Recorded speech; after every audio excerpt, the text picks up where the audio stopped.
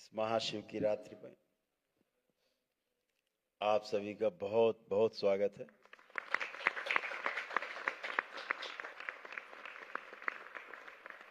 आप सभी लोग जो दरबार में ध्यान साधना के कार्यक्रम में भाग ले रहे हैं, भजन में, और जो लोग दूसरे माध्यम से अपने अपने मोबाइल पर देख पा रहे हैं दरबार को, उन सबको भी इस महाशिवरात्रि की बहुत बहुत शुभकामनाएं।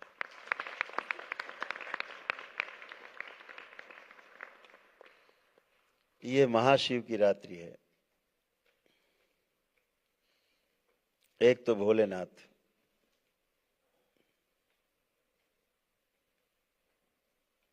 स्थूल में, फिर सूक्ष्म में शिव, फिर शिव से भी ऊपर महाशिव। तो ये महाशिवरात्रि है। इस महाशिव की रात्रि एक दिन आती है वर्ष में, 365 दिन में एक दिन। और यह जो महाशिवरात्रि है, महाकुंभ के समापन पर अंतिम स्नान होता है।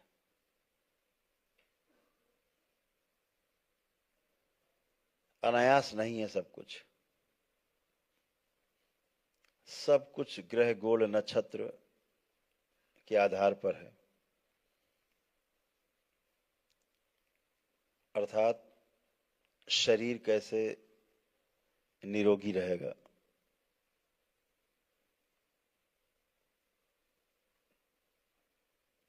मन कैसे निरोगी रहेगा। जब तक मन निरोगी नहीं होगा, शरीर कभी निरोगी नहीं रह सकता। असंभव है, एकदम नामुमकिन। जब तक मानसिक अवस्था आपकी सही नहीं होगी, मस्तिष्क आपका स्वच्छ नहीं होगा, स्वस्थ नहीं होगा, तब तक शरीर कभी भी आपका पूरी तरह स्वस्थ नहीं रह सकता।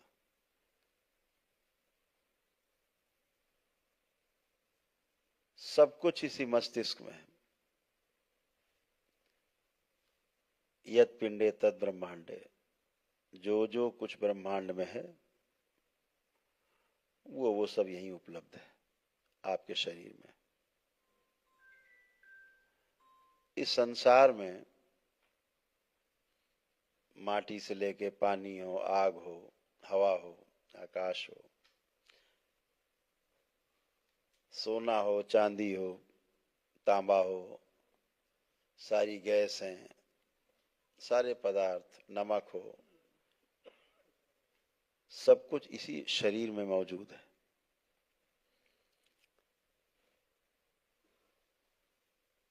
मनुष्य के शरीर में सब कुछ उपलब्ध है। इसलिए इस मनुष्य के शरीर के द्वारा संसार की प्रत्येक वस्तु को पूरा पूरा समझा जा सकता है।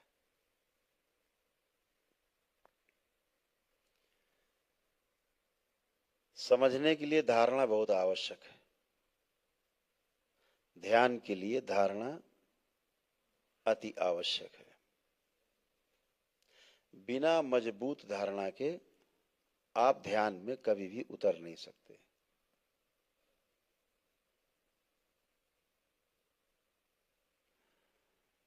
एक बार एक महापुरुष थे, उनके पास एक सज्जन आए। जब वो सज्जन आए तो उनके तमाम शिष्य पहले से उन महापुरुष के आसपास बैठे ही थे। तो उन्होंने पूछा कि प्रभु, आपसे एक बात हमें पूछना है, सवाल है हमारा, ये बताइए। तो उन्होंने कहा, क्या ईश्वर होता है?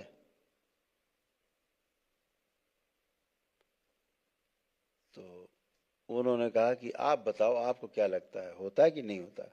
बोले, हमें तो लगता है कि ईश्वर होता है। तो उन महापुरुषों ने कहा नहीं, बिल्कुल झूठ बात, ईश्वर बिल्कुल नहीं, है ही नहीं, ईश्वर तो होता ही नहीं। बोले फिर? बोले होता ही नहीं। बोले हम देखते हैं कैसे नहीं होता, भाई हम ढूंढेंगे। चले गए। उसके बाद एक दिन दूसरे सज्जन आए, उनका भी ऐसा ही सवाल था। कथा है कि प्रभु हम ध्यान साधना करते हैं, ठीक से हो नहीं पा रही, आपसे एक सवाल है, क्या ईश्वर वाकई में होता है? तो उन्होंने कहा कि तुम्हें क्या लगता है, ईश्वर होता है कि नहीं होता? उनका नहीं, हमें तो लगता है कि ईश्वर तो होता है नहीं, होता ही नहीं। बोले बिल्कुल गलत, ईश्वर तो है।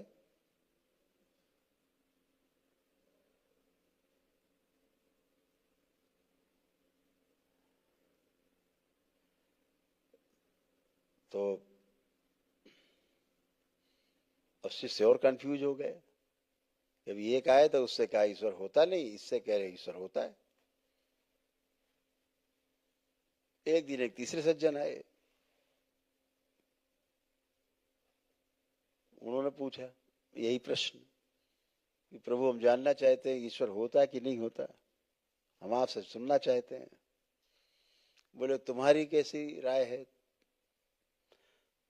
बोले हम तो बड़ा कंफ्यूज है, पता नहीं, कभी लगता है कभी लगता नहीं है। तो महाराज जी उठे और अपना कुटिया के अंदर चले गए, कोई जवाब ही नहीं दिया। अब उनके शिष्य और कंफ्यूज, और ज्यादा भर गए प्रश्नों से। उसको बगैर जवाब दिए कुटिया अंदर चले आए, वो चला गया। अब शिष्यों ने घेर लिया उन्हें कि गुरुदेव अब ये बताओ, पहले आज तो सवाल ही हम लोग के बड़े बड़े सवाल बन गए। एक को कह दिया ईश्वर है, दूसरे से कह दिया ईश्वर नहीं है, और तीसरे ने कहा तो आपने जवाब ही नहीं दिया कोई, ये क्या है? तो उन्होंने कहा देखो बात सुनो, बात धारणा की, हम तो धारणा तोड़ते हैं। पहले ने कहा, हमने पूछा उससे तुम्हें क्या लगता है, उसने कहा ईश्वर होता है। तो हमने तो मान के बैठ गया कि होता है, तो अब जानेगा ही नहीं, जानने का प्रयास ही नहीं करेगा। तो हमने उसे बता दिया नहीं होता है, तो उसकी धारणा तोड़ी हमने। दूसरे ने पूछा तो उसने बताया कि हाँ ईश्वर तो हमें लगता है कि नहीं होता है, तो हमने उससे कहा होता है, तो हमने उसकी वो धारणा तोड़ी। और तीसरा कंफ्यूज था है कि नहीं, तो हमने खुद ही ढूंढेगा है कि नहीं, खुद ही ढूंढे, धारणा बन जाएगी उसकी। तो धारणा मजबूत होनी चाहिए। धारणा अगर मजबूत रहती है तो ध्यान ठीक से होता है। जैसे आप सबकी धारणा है भोलेनाथ पे है, शिव पे है, बाबा पे है, माँ पे है, दरबार पे है एक धारणा, दरबार के प्रति एक धारणा बन गई है आपके अंदर, मजबूत धारणा कि हम मजबूत और सुरक्षित हाथों में, ये एक धारणा बन गई। दरबार जो रास्ता दिखाएगा वो सही ही होगा, ये धारणा मजबूत है, इसलिए आपका ध्यान सही होता है, इसलिए आप ध्यान साधना कर पाते हो। यही तो अद्भुत है। लेकिन मान लेना नहीं, ईश्वर मानने की वस्तु नहीं, ईश्वर जानने की वस्तु है।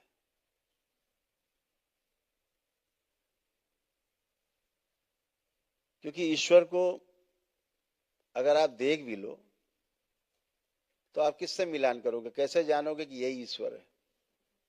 क्या पता कोट पैंट पहन के टाई लगा के आ जाए सामने, वो कैसे पहचानोगे? वो कहेगा मैं ईश्वर, आप कहोगे जाओ, नहीं तो बहुत मारेंगे भी हम। तो ईश्वर तो किसी रूप में आ सकता है, ईश्वर तो किसी रूप में आ सकता है। ईश्वर तो कहां ढूंढोगे ईश्वर को? भोलेनाथ को कहां ढूंढने जाओगे? माँ को ढूंढने कहां जाओगे? ईश्वर को कहां ढूंढोगे?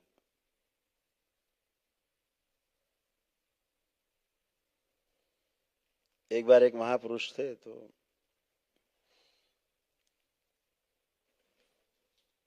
घूम रहे थे गांव गांव, तो एक सज्जन मिले उन्हें।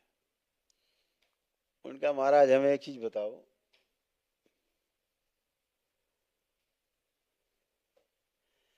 ईश्वर कैसे मिलेगा? तुम्हें कैसे मिलेगा मतलब? ईश्वर कोई दुकान उकान पर रहता है, कोई मोहल्ले में रहता है? आपको क्या लगता है? बोले हम तो सब ढूंढ डाला। तो कहाँ कहाँ ढूंढा? बोले सारे तीर्थ गए, सारे ज्योतिर्लिंग गए, सारी सारी जितनी शक्तिपीठ है सब में गए, सारी जितने मठ मंदिर हैं वहां गए, ऋषि मनीषी सबके पास गए। तो महामंडलेश्वर और महामंडलेश्वर सभी जगह गए, सभी साधु संतों में गए, लेकिन महाराज मिला नहीं। तो अच्छा, फिर कहना इससे क्या पता लगे है भी कि नहीं है? बहुत तो ढूंढ डाला हमने, आप कुछ बताओ। तो उन्होंने कहा ठीक है हम तुम्हें बताएंगे, पहले एक काम करो, हमारी एक माला खो गई है, तुम पहले हमारी माला ढूंढवाओ, यहाँ रुद्राज की माला हमारी यही कहीं खो गई। बोले आओ। बेचारे लगे ढूंढने, इधर उधर गलियारे में, चारों तरफ मोहल्ले में ढूंढते रहे ढूंढते रहे ढूंढते रहे, सुबह से शाम हो गई। बोले मिली भैया? क्या नहीं? तो बोले जल्दी ढूंढो फिर हम बताएं तुम्हें ईश्वर कहाँ है। बहुत ढूंढ ढाड़ के जब अंधेरा हुआ है तो बोले प्रभु तो मिली नहीं, आपने गिराई कहाँ? बोले वो तो कहीं हमारे आश्रम में कुटिया में कहीं पे खोई थी। बोले आप अजीब आदमी, खोई कुटिया में ढूंढवा रहे हो मोहल्ले में, यहाँ गांव में? ये कौन सी बात हुई? बोले वही तो हम भी तुमसे कह रहे हैं, ईश्वर कहाँ है कुटिया में, तुम ढूंढ बाहर रहे मठ मंदिर में। यही बात तो तुमसे हम कह रहे, यही बात तो कहना चाह रहे कि देखो सबसे नजदीक तुम्हारे कौन है। बोले सबसे नजदीक तो प्रभु आप हैं, सामने दिख रहे। बोले और नजदीक कौन है देखो, इससे भी नजदीक। तो बड़ा ध्यान के बोले इससे नजदीक तो हवा है। फिर और नजदीक देखो कौन है तुम्हारे? कह रहे महाराज और नजदीक तो हमें अपने कपड़े लग रहे, कपड़े हमारे सबसे नजदीक है। तो बोले और देखो जरा गहरे में, और ध्यान दो, देखो सबसे नजदीक कौन है? बोले सबसे नजदीक तो हम अपनी श्वासें लग रही हैं, जो हम ले रहे हैं छोड़ रहे हैं। बोले और देखो गहराई से। बोले हमें अपनी धड़कनें सुनाई दे रही हैं। बोले बस ठीक, तुम ढूंढ लोगे अब तुम्हें ईश्वर मिल जाएगा, अब तुम बिल्कुल सही रास्ते पे हो, बाहर नहीं है, इधर ही दिखेगा, इधर ही समझ में आएगा, ईश्वर जो है वो इधर ही दिखेगा, इधर ही मिलेगा। ईश्वर समझने की वस्तु है, ईश्वर जानने की वस्तु है, ईश्वर सिर्फ मानने की वस्तु नहीं है। जैसे आप दरबार में आए जुड़े तो आपने अनुभव किए, अपने तमाम शारीरिक मानसिक आध्यात्मिक कष्ट लेकर आए, सब निवृत्त हुए उससे, आप सब नष्टीकरण हुआ, तमाम स्मृतियों का, रोगों का, कष्टों का। तो अनुभव किया आपने, जाना दरबार को, माना नहीं, मानने से शुरू किया था, फिर उसको जानना शुरू किया। दरबार हमेशा कहता है जानने की कोशिश करो, तो हमें जानने की कोशिश करना है, जानने पर ध्यान देना है। आज इस महाशिव की जो ये महाशिवरात्रि है, ये बहुत अद्भुत खगोलीय घटना है, बहुत ही अद्भुत क्षण है, एक एक क्षण बेशकीमती है, एक एक क्षण बहुमूल्य है। सो के नहीं गंवाना है ये रात, ये रात पूरी जागनी है। इस रात में जो जितना जाग लेगा पूरे 364 दिन जागृत अवस्था में रहेगा। ये ध्यान रखो। बहुत ऊर्जा बरस रही है, बहुत ऊर्जा है। जो बैठ के बिताएगा उसको बहुत ऊर्जा उसके सूक्ष्म शरीर एकत्रित करेंगे। जो लेट के बिताएगा एकत्रित होगी 2-4-5% होगी। तो बैठ के बितानी, खड़े होके चल के बिताओ तो और अच्छा। मनुष्य की जो रीढ़ की हड्डी है, इस शरीर में सबसे करामाती स्थान वही है जहां हमारी ऊर्जा कुंडलिनी के रूप में गति करती है। हमारे मूलाधार से सहस्रार तक का जो ट्रैक है, जो हमारे चक्र हैं, उनसे होती हुई भेदती हुई चलती है ऊर्जा। आज के दिन यह ऊर्जा आप कुछ करो चाहे ना करो, केवल जागो, बैठे रहो या चलो, खड़े रहो, ये ऊर्जा अपने आप अधोगामी से जो नीचे की ओर बह रही है, अपने आप ऊपर की ओर बहने लगती है। सब में ऊपर की ओर बह रही है। आज अद्भुत दिवस है। खराब से खराब आदमी भी, उसकी भी ऊर्जा ऊर्ध्वगामी है। अद्भुत दिवस है आज, महादिवस है, क्योंकि महाशिव की रात्रि है।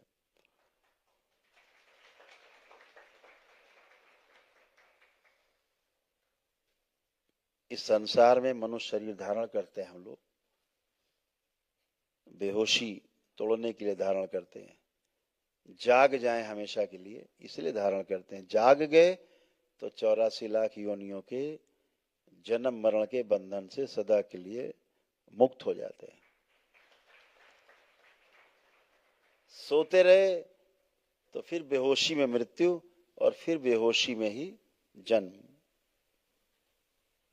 यही व्यवस्था है। तो ये शरीर माध्यम है हमारा, इससे इसके साथ खूब कठोरता से कार्य लेना है। जरा भी सुस्त पड़े इसको खड़ा कर दो, खड़े हो, सुस्ती नहीं, खड़े हो। तुम्हें सुलाने के लिए नहीं हम आए हैं साथ में, खड़े हो, ये चलिए। सो रहे उठ के बैठो, बैठाओ, खुद को डांटो, बैठाओ, बैठो उठ के। सोने नहीं आए, बैठो। जागने आए हम इस धरती पर, हम जागने के लिए पैदा हुए, सोने के लिए नहीं। आप जब जागेंगे तो परिवार के सदस्य भी, आपके साथी मित्र भी सब जागने के लिए प्रेरित होंगे आपको देख करके। इसलिए ये जो महाशिव की रात्रि, इसको जाग करके बितानी है। ये जो ऊर्जा है, यह परम ऊर्जा, यह विशाल ऊर्जा, यह ईश्वरीय ऊर्जा आपके अंदर मचल रही है ऊपर की ओर गति पाने के लिए। अभी जितने भी लोग ध्यान साधना करेंगे, अभी सब उसका प्रसाद चखेंगे। सभी को उसका प्रसाद मिलने वाला है, सभी को ये प्रसाद सबको मिलने वाला है। जितने लोग भी यूट्यूब पे देख रहे हैं, फेसबुक पे देख रहे हैं, जहां जहां देख रहे हैं लाइव, ये प्रसाद सबको बंटने वाला है। देखो कैसे चल रही ऊर्जा, बिल्कुल अभी पहुंचते हो। ये अद्भुत है। केवल जाग गए, उपवास कर लिया तो सारी ऊर्जा फ्री, केवल आपको जागृत करने में लग जाती है। तो ध्यान साधना के लिए सबसे उपयुक्त समय आज रात्रि के 2 बजे के बाद से दरबार के अनुसार ध्यान साधना का समय शुरू हो जाता है। आप सभी न भूतों न भविष्यति के पथ पर हैं। अभी आप सबके ध्यान साधना बहुत तेजी से होने वाले। सभी को आनंद आने वाला है। भजन में बिताना है समय अपना, ध्यान में बिताना अपना समय। कितना समय बचा है? अभी 3 बज रहे हैं प्रातः काल, रात्रि के मतलब कह लीजिए। अभी ब्रह्म मुहूर्त हो जाएगा 40 मिनट के बाद।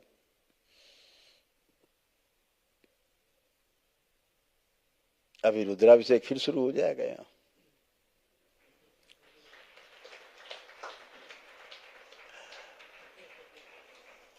तब तक अपना अपना अभिषेक स्वयं कर लिया जाए। जैसे शिव का अभिषेक करते हैं, माँ का करते हैं, अब आज अपना अभिषेक करना है सबको। तो अविरल धारा जो है मचल रही है अंदर, आपको यात्रा कराने के लिए ब्रह्मांड की। आज उसका स्वाद चखना है आपको।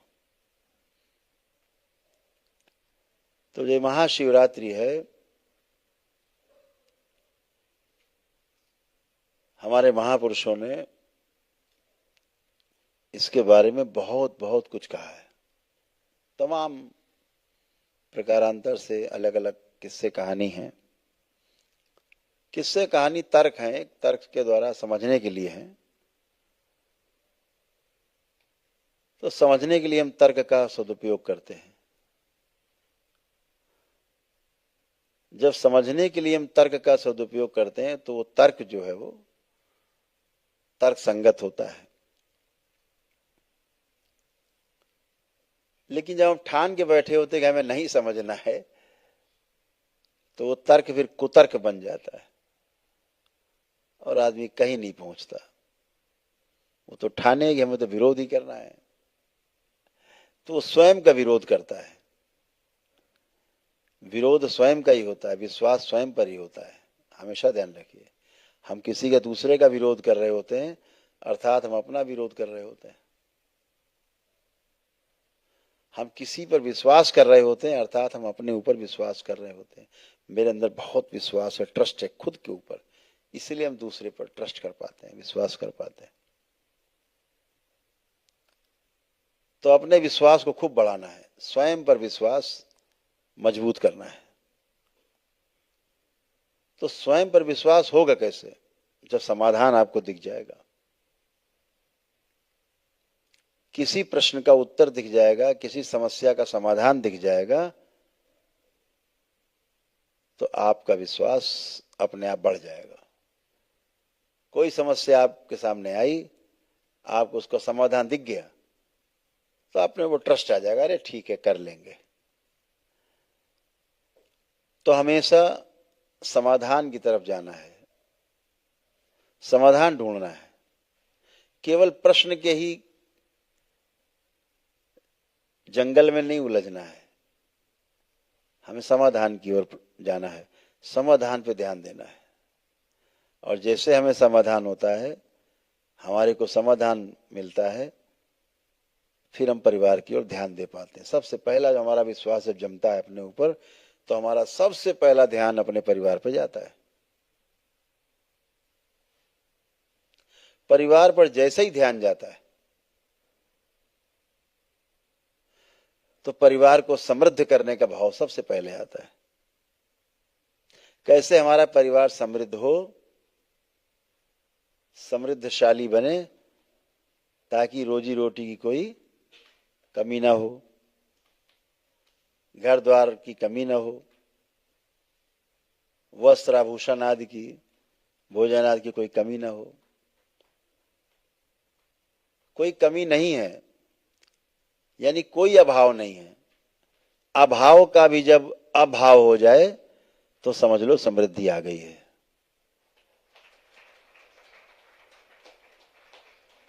समृद्धि का, प्रॉस्पेरिटी का अर्थ ये नहीं है कि इतनी संपत्ति हो जाए कि आपको पता ही ना हो कि कितनी संपत्ति हमारे पास है। समृद्धि का ये अर्थ कदापि नहीं है, ये है दरिद्रता है, स्वयं पर विश्वास नहीं है। इसलिए बहुत सामान इकट्ठे करने की जद्दोजहद है, ये स्वयं पर विश्वास को कम दिखाता है। स्वयं के लिए अगर केवल अकेले के लिए कोई व्यक्ति इतना प्रयासरत है, इतना इकट्ठा करना चाहता है कि इसकी 700 पुश्तें भी खाती रहें, तो समझो इसको अपने ऊपर विश्वास नहीं है।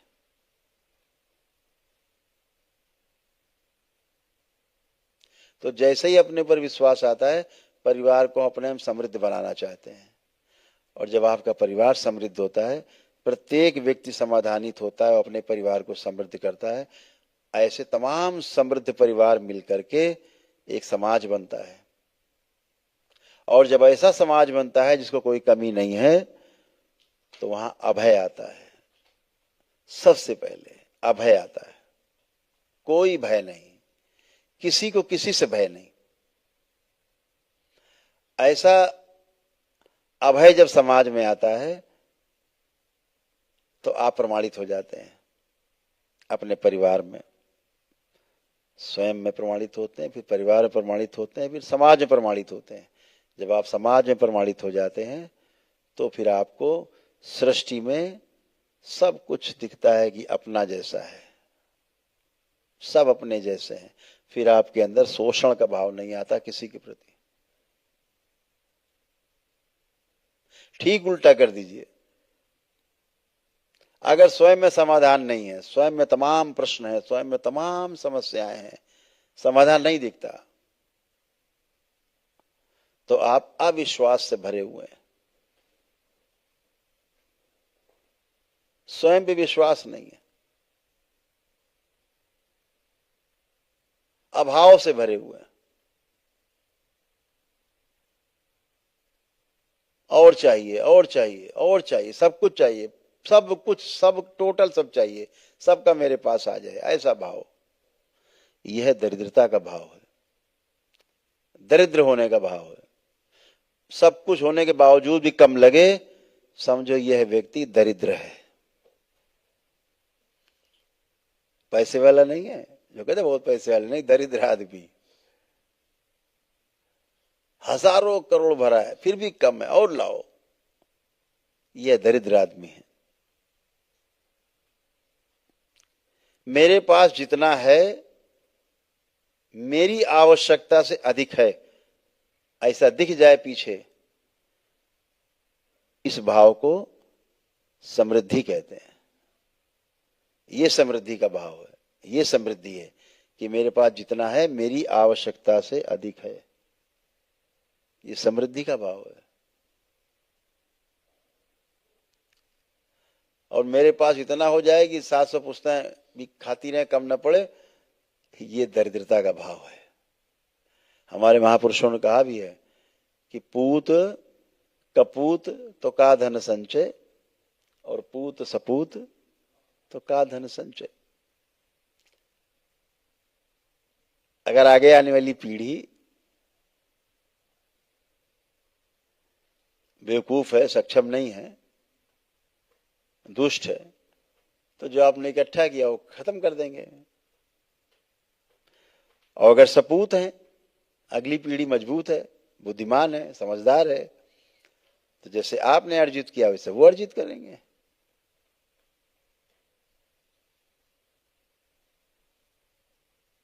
महापुरुषों ने सब कुछ कह डाला, अनुभव के आधार पर कहा।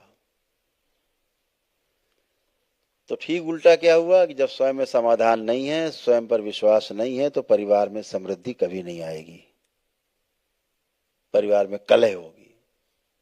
ऐसा आपका टूटा फूटा परिवार, ऐसे तमाम टूटे फूटे परिवार मिलकर के जब समाज बनेगा तो सब में अभाव रहेगा, सब एक दूसरे का लूटने की कोशिश करेंगे, तो भय बना रहेगा पूरे समाज में। और समाज में भय रहेगा तो आपके अंदर शोषण का भाव रहेगा, आप सिर्फ शोषण कर सकते हैं, फिर पोषण का भाव नहीं रहेगा। इसलिए स्वयं पर विश्वास होना बहुत आवश्यक है।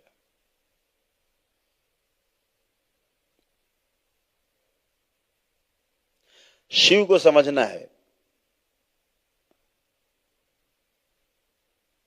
तो स्वयं पर विश्वास आना पड़ेगा, लाना भी पड़ सकता है।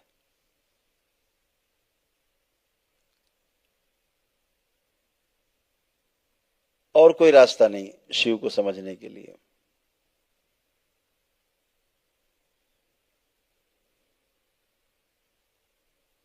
और जिस दिन शिव समझ में आ गया, उस दिन जितनी भोलेनाथ की लीला है सब आपको समझ में आ जाएगी, सारा स्थूल में। सूक्ष्म से स्थूल में ही सब है। इस पृथ्वी पर भोलेनाथ जैसे दिखाते हैं, चित्रों में देखते हैं, आप कथाओं में देखते हैं, अपने परिवार के साथ हो सकता है आपके बीच में उपस्थित हो, कहीं मिल जाए आपको। स्थूल में ही रह रहे हैं भोलेनाथ, तो स्थूल में ही रहते हैं।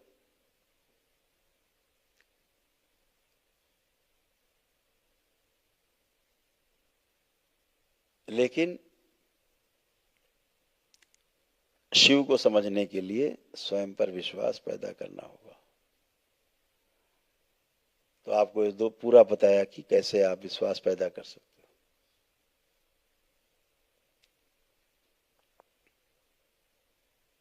आज हमारे जितने भी शिक्षा के केंद्र हैं, स्वास्थ्य के केंद्र हैं,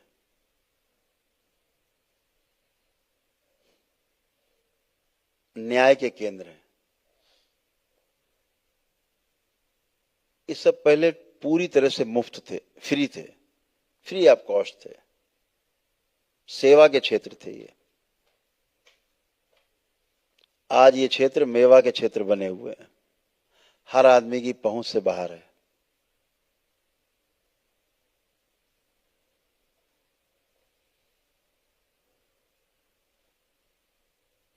और जो शिक्षा है भी, यह आधी अधूरी शिक्षा है, नौकर बनाने वाली शिक्षा है, गुलाम बनाने वाली शिक्षा है। बच्चे पढ़ते ही इसीलिए हैं, नौकर बनना है। 90% बच्चों की सोच है पढ़ करके नौकरी लेनी, नौकर बनना है।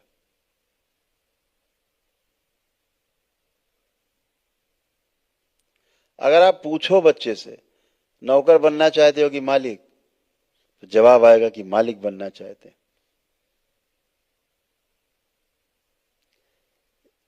लेकिन उसकी जितनी भी क्रियाएं होंगी वो नौकर बनने की ओर, सारे काम उसके नौकर बनने की ओर।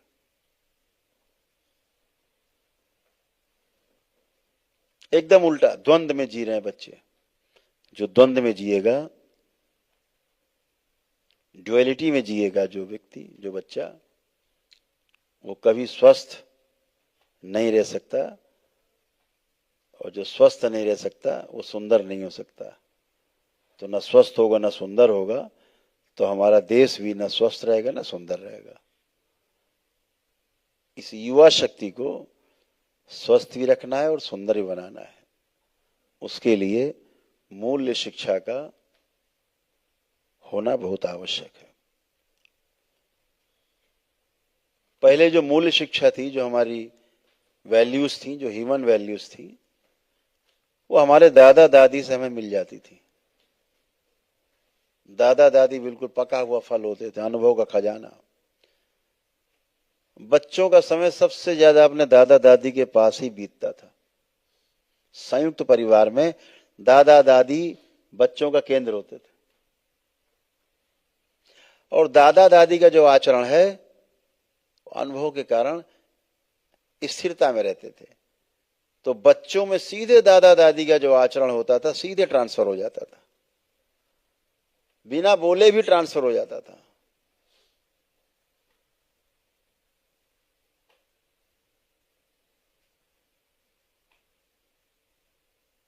मूल्य शिक्षा हमारे घर में उपलब्ध थी। और पहले गुरुकुल थे, गुरुकुल में बच्चे भेजे जाते थे, ब्रह्मचर्य आश्रम कहा जाता था। 25 वर्ष तक वहां उनकी पढ़ाई लिखाई होती थी। बौद्धिक विकास के साथ साथ आत्मिक विकास भी किया जाता था। भविष्य में गृहस्थ आश्रम के बारे में, वानप्रस्थ के बारे में, सन्यास के बारे में भी शिक्षा दीक्षा दी जाती थी, मूल्य शिक्षा दी जाती थी। कैसे जीना है, कैसे व्यवहार करना है लोगों के साथ। अभी व्यवहार कैसे करना है बच्चों को नहीं पता। 20 साल की उम्र तक बच्चे किताब में फंसे रहते हैं। पूरे 20 साल का बच्चा हो, उससे आप बात करो, एकदम कच्चा गड़ा है, पढ़ा लिखा होगा, एमए कर चुका होगा, टेक्निकल यूनिवर्सिटी से हो सकता है डिग्री लेके आ गया हो, आईआईटी पास करके आ गया हो, लेकिन वो बच्चा, उसको कोई भी ठग सकता है, उसे कोई अनुभव नहीं समाज का। 20 साल तक उसने समय लगाया है, लेकिन समाज का अनुभव उसके पास नहीं है। और कहीं यही बच्चा फौज में चला गया, किसी बाहरी नौकरी में चला गया, तो समाज से कट जाता है। फिर रिटायर हो के आता है 60 साल की उम्र में, उसे समाज का कोई अनुभव ही नहीं होता है। उसको समाज के लोग ठग लेते हैं, या फिर वो समाज को ठगता है। उसे जीना ही नहीं पता, अकड़ा अकड़ा घूमता है, ऐसा लगता है रीढ़ की हड्डी टूट जाएगी, इतना अकड़ जाएंगे। व्यवहार ही नहीं जानते बेचारे, पता नहीं किसको सिर में गुम्मा मार दे खींच के, अपने ही मार लें, पागलपन है। तो अद्भुत है। व्यवहार करने के लिए, सीखने के लिए हमें बुजुर्गों की संगत की आवश्यकता होती है, अपने से बड़ों की संगत की आवश्यकता होती है। और कहीं बड़े लोग गलत हुए, उनकी संगतें पड़ गए, तो बोले लड़का हमारा बर्बाद हो गया। तो मूल्य शिक्षा का अभाव हमारे पूरे देश में है, होना चाहिए।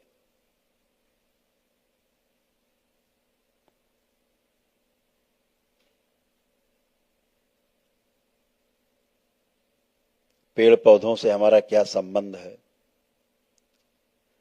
किस वृक्ष से, किस पौधे से हमारा क्या संबंध है, किस पशु से, किस पक्षी से हमारा क्या संबंध है, धरती में कौन कौन सी ऐसी चीजें जिनसे हमारा सीधा संबंध है, ये समझना होगा। जैसे ही आप समझ लेते हैं, उससे आपको प्रेम हो जाता है, स्नेह हो जाता है, फिर आप उसका शोषण नहीं करते, उसे आप बर्बाद नहीं करते। आप जानते हैं कि पीपल का वृक्ष, बरगद का वृक्ष सबसे ज्यादा ऑक्सीजन उत्सर्जित करता है। तो आपके अंदर भय रहता, आप पीपल का पेड़ नहीं काटते, आप बरगद का पेड़ नहीं काटते। हमारे लिए है, सुरक्षा के लिए, बहुत ऑक्सीजन देता है, सबको पता है, नहीं काटते। तो जिससे हमें हमारा संबंध दिख जाता है, हम उसका पोषण करते हैं, शोषण का भाव ही नहीं आता।